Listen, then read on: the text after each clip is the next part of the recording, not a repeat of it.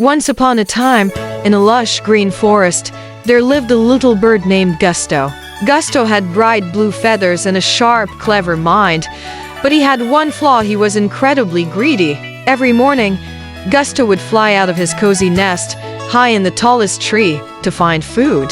He was an expert at locating the ripest berries, juiciest insects, and fattest seeds. But Gusto never shared his findings.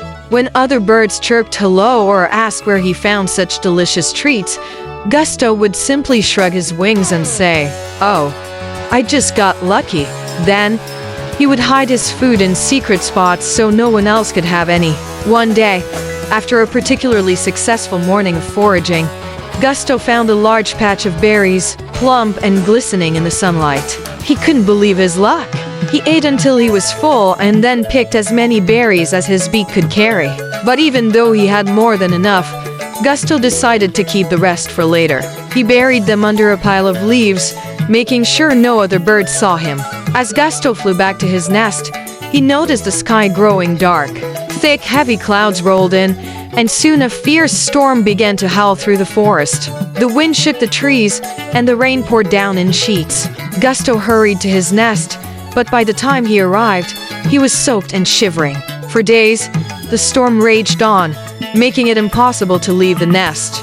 Gusto was hungry, but he knew he had hidden food nearby. However, when he finally ventured out to retrieve his stash, he found the leaves blown away and the berries scattered, ruined by the storm. He tried to find more food, but the forest was bare. There was nothing left to eat. Weak and desperate, Gusto remembered the other birds. He had never shared with them, but maybe, just maybe, they would help him now. So, Gusto flew to the nearest tree where a group of birds huddled together, sharing the little food they had managed to collect before the storm. With a trembling voice, Gusto asked, "Please, can I have some of your food? I have nothing left." The other birds looked at each other, then at Gusto.